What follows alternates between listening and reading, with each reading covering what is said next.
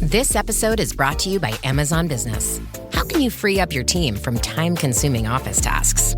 Amazon Business empowers leaders to not only streamline purchasing, but better support their teams so they can focus on strategy and growth.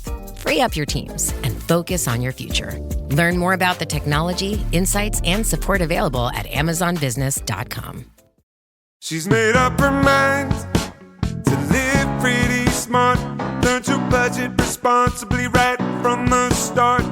She spends a little less and puts more into savings. Keeps her blood pressure low and credit score raises. She's cutting debt right out of her life. She tracks her cash flow on a spreadsheet at night. Boring money moves make kinda lame songs, but they sound pretty sweet to your wallet. PNC Bank, brilliantly boring since 1865. Hey everybody, welcome back to The Deep Dive. So this one is for anyone out there who's over 55 and you've been sending out those resumes and, you're just not getting any calls back. You're not even getting any interviews. And you're starting to think, is it me? Is it my age? And you know what? It might be. It might be. We've got a whole stack of research here on why employers might be a little hesitant to hire older workers. And we're going to dive into all of that with you. But more importantly, we're going to give you some tips and strategies to help you overcome those concerns and land that dream job. So you ready to dive in? Let's do it. Let's unpack some of these misconceptions about older workers. Okay, so let's just jump right in. One of the things I've heard a lot is this idea that if you're over 55, you're like 1 foot out the door. Yeah. You're practically retired already. So why would I hire you? Yeah, employers often worry that an older worker isn't going to be around for very long. They think, why should we invest in training this person if they're just going to retire in a couple of years? Right. But here's the thing. The data actually shows that older workers tend to stay in their jobs longer than their younger counterparts. And honestly, it makes sense. Totally. When you've built a career, you're looking for a little more stability at this point in your life. Exactly. So if an employer brings this up in an interview, what's a good way to address that? Well, I think it's all about subtlety. You want to gently weave into the conversation that you're actually looking for a long-term commitment. You're not going anywhere. Maybe you can even mention some personal ties you have to the area. Family milestones, things like that. Things that will keep you rooted for years to come. Subtle but effective. I like it. Okay, so let's move on to another big one. Salary. Let's face it, employers often assume that with all your experience comes higher salary expectations. It's true. Older workers do tend to have higher salary expectations, but you know what? You can address that head on. Just be upfront. Let them know that you are flexible and that your salary expectations are in line with what the company is offering for this particular role. Transparency is key. And it's important to remember that while you should definitely feel confident about your worth, you also want to stay realistic about the current job market for this specific position. All right, let's talk about something that can be a little bit tougher to navigate. What about this perception that older workers might have outdated skills? Especially in fields where technology is constantly evolving. Right, it can feel like you're constantly playing catch up. How do you stay ahead of the curve? It's a valid concern. But the key here is to highlight your commitment to continuous learning. If you've taken any recent training courses or earned new certifications, make sure those are front and center on your resume. You can even mention software that you use in your personal life that aligns with the job requirements. Anything that shows you're willing to adapt and learn new things. Okay, so it's not just about having the skills. It's about showcasing your ability to learn and grow. Got it. What about this idea that older workers are more likely to have health issues and take more sick leave? This is where we get into some sneaky bias. Because once again, the data tells a completely different story. Older workers actually have better attendance records than their younger counterparts. Really? Wow. I would have thought the opposite. Why do you think that is? Well, for one thing, older workers tend to have more established routines. They're less likely to be juggling things like young children or family obligations that might pull them away from work. That's a really good point. And I think in general, there's just a really strong work ethic that comes with years of experience. Okay, so how do you combat that misconception during an interview? It can be tricky because you don't want to sound defensive. Right. I think maybe you could just casually mention your excellent attendance record in your previous roles. Just a quick little comment to emphasize your reliability. Okay, I think it's time to address the elephant in the room. Ageism. Let's be honest. Sometimes it's just I ask about age. There are hiring managers out there who will say they want high energy or fresh perspectives, or they might even just straight up say they prefer younger candidates. How do you deal with that? It's disheartening, but it's a reality. And this is where some strategic resume crafting can come in handy. For example, you might consider removing your graduation dates from your resume, especially if it's been a while. Okay. And instead of listing every single job you've ever had, just focus on highlighting the most recent 10 to 15 years of your experience, especially the roles that closely align with the jobs you're targeting now. So it's about showcasing the skills and experience that are most relevant without giving away your age. What about in the interview itself? If you get the sense that age is a concern, how do you approach that? If you get a chance to speak directly to a hiring manager or a decision maker, don't be afraid to address it head on. Ask directly if they have any concerns about your age or experience level. You've got nothing to lose at that point. Okay, let's shift gears a little bit and talk about something that can be a huge advantage for anyone over 55 networking. You've got years of connections and relationships. That is a powerful tool. Absolutely. Leverage those existing connections and look for opportunities to build new ones. Okay, how do you do that? Attend industry events. Get active on LinkedIn. And don't be afraid to reach out to people for informational interviews. Sometimes it really is about who you know, not just what you know. That's right. Okay, so we've covered a lot of ground today. We've talked about some of the common misconceptions employers might have about older workers, and we've started to unpack some strategies for overcoming those hurdles.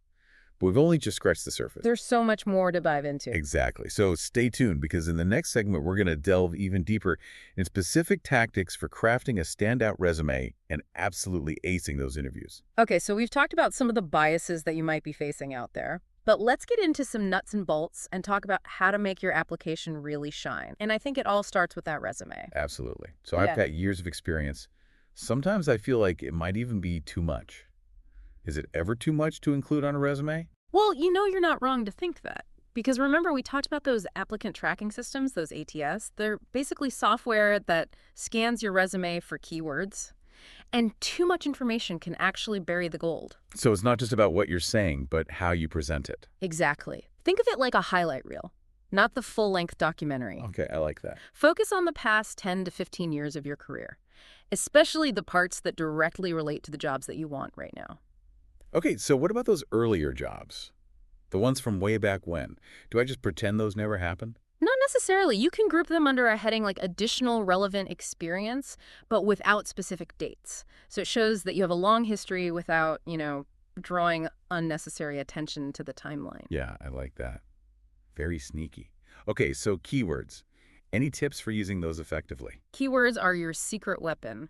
Look closely at the job descriptions that you're interested in. What are the words or phrases that they use over and over again? Weave those into your resume naturally. It'll help you get past those ATS systems, and it'll catch the hiring manager's eye. So it's kind of like you're speaking their language. Yeah. You're showing them that you get it. Okay, so let's move on to the interview itself. Any advice for navigating those conversations, especially when you're trying to project confidence, but also stay open to new things? Confidence is key, but it is a delicate balance. You've got a wealth of knowledge to offer, but you don't want to come across as a know-it-all. Right. You want to be the expert Yeah. without sounding arrogant. Exactly. And don't be afraid to acknowledge their concerns directly. Like if they say, we're really looking for someone with fresh perspectives, don't shy away from that. So should I just come right out and say, hey, I may be older, but I've got fresh perspectives too? Maybe not that directly, but you can reframe their thinking. You could say something like, I understand you're looking for fresh perspectives. I've actually found that my experience helps me to see things differently and to come up with really innovative solutions.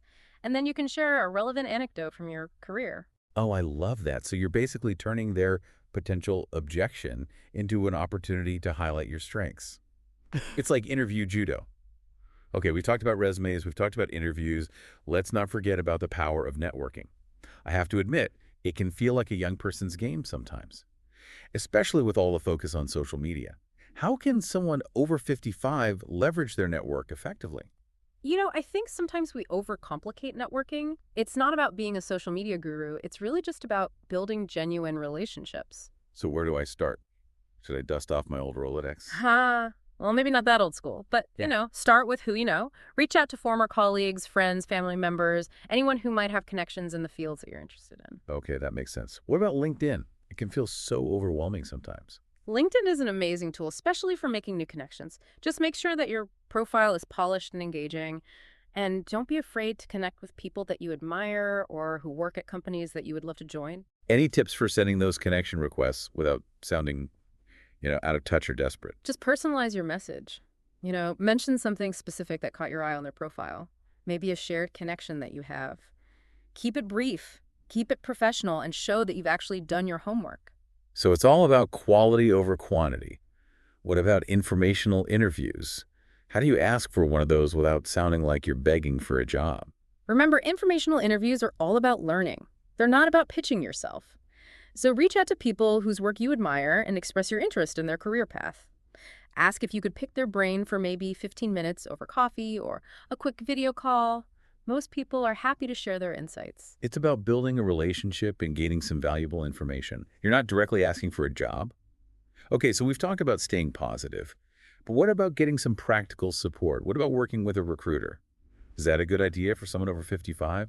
Recruiters can be incredible allies, but you need to find one who understands your goals and who has experience working with people in your age group. Okay, so how do I find the right recruiter for me? Start by asking your network for recommendations. And when you're interviewing potential recruiters, ask about their track record with placing older professionals. Make sure that they really understand the unique challenges that you're facing and that they're genuinely invested in your success. So it's about finding someone who really gets it. Yeah. Someone who's in your corner. Okay, there's something else I keep hearing about that I have to admit I don't totally understand. What's the deal with personal branding? Personal branding. It's about showcasing your unique strengths and your experience in a way that really resonates with potential employers. I thought that was just for like influencers and YouTubers. Not at all. We all have a personal brand, whether we realize it or not. It's about defining your value proposition, What makes you stand out from the crowd? What problems can you solve? And then communicating that effectively. Okay, that makes sense. But how do you build a personal brand when you're not, a social media expert? Well, your LinkedIn profile is a great place to start. Make sure your headline and your summary clearly state your value proposition. What are you known for? What are you passionate about? What are you hoping to achieve in your next role? So it's about telling your story in a way that really captures attention and highlights your unique strengths. Okay. What about other platforms like Twitter or Facebook? Should I be posting about my job search on those? Be mindful of how you're using social media. Share articles and insights that are relevant to your industry. Engage in conversations with thought leaders and potential employers. So it's about building a professional online presence that really reflects your expertise and your interests. Exactly. And don't underestimate the value of in-person networking. Attend industry events. Join professional organizations. It's all about building relationships and putting yourself out there. Wow, we have covered so much ground today. It's a lot to take in, but I'm feeling so much more empowered and equipped to really tackle this job search. That's what we want to hear. Remember, finding a job after 55. It can be challenging, but it's absolutely possible. You bring a wealth of experience and knowledge and skills to the table. Absolutely. And as we've discussed, there are so many strategies that you can use to overcome those age-related hurdles. Don't let anyone tell you that you're past your prime. Exactly. Yeah. You're in control of your career journey. So as we head into the final segment of this deep dive, I want you to keep this in mind. Be strategic, be proactive, and most importantly, believe in yourself. All right, so we've talked about the challenges, we've gone over some strategies, but now I want to talk about something that always gives me a boost. Success Stories Expert Speaker. I know you have a whole folder full of inspiring stories about people who found incredible jobs after 55. I do. And one that really stands out for me is this woman, we'll call her Sarah. She spent years climbing that corporate ladder. She had the big salary, she had it all, but she just wasn't feeling fulfilled. And then in her late 50s, she got laid off. Oh, wow.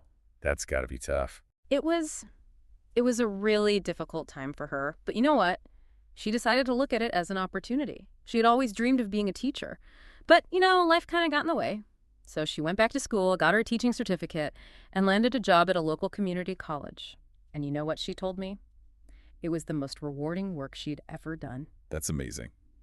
It really is never too late to pursue your passions. Okay, what else you got in that success story folder? Okay, so there's this guy, we'll call him John. He was an engineer for decades. Super sharp guy. Tons of technical expertise.